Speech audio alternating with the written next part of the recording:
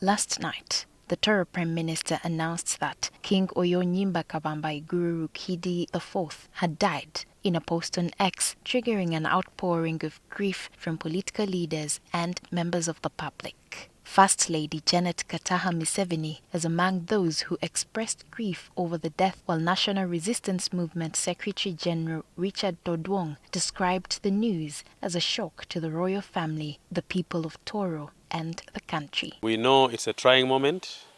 Nothing about his health was known.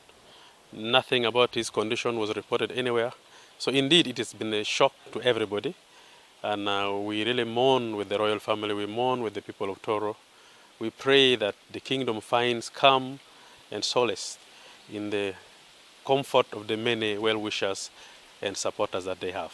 Todwong said the late king had worked closely with government in areas including poverty eradication, health, education, water, and sanitation, describing him as a monarch who had been helping his kingdom address development challenges. He called for respect for the deceased as the people of Tooro mourn and reflect on his contribution over the years. Other political leaders also recalled King Oyo as a young but influential leader who had grown into the responsibilities of the throne after becoming king as a child. Joel Senyonyi, the leader of opposition in parliament, said King Oyo had been a phenomenon in many respects. He entered the Guinness World Records as the youngest monarch at 3.5 years when his father passed.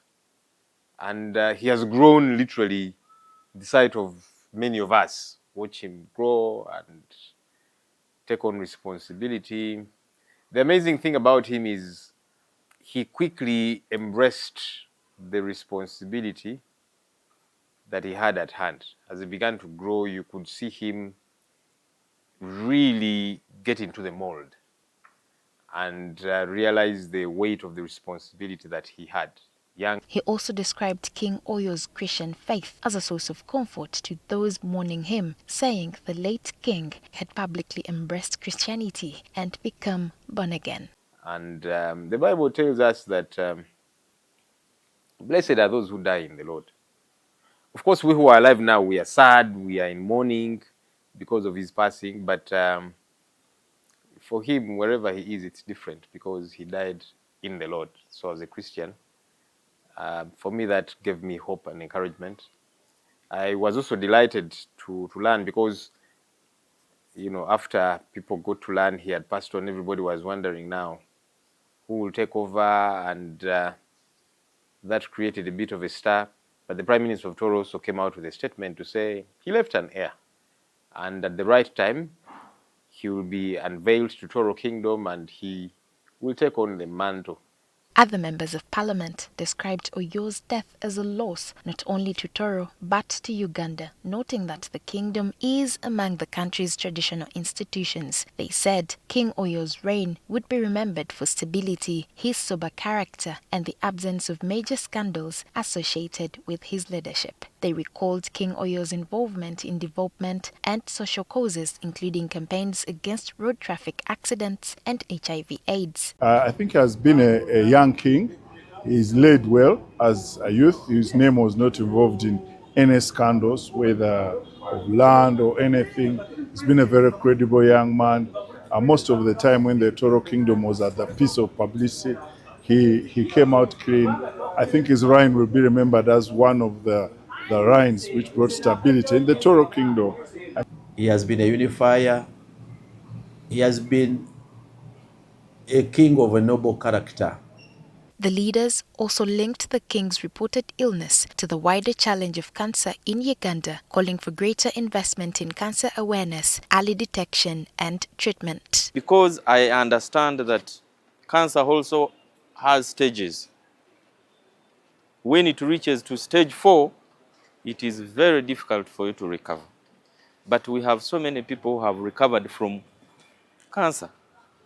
When you discover that you have cancer, when it is still early, you can treat it and they can declare you cancer-free. But most importantly and shockingly, he has died of a disease that has become a scourge, a modern-day scourge to our country. Just yesterday, as Parliament, we were discussing about cancer and talking about awareness, but his death is even shining a torch onto how we are managing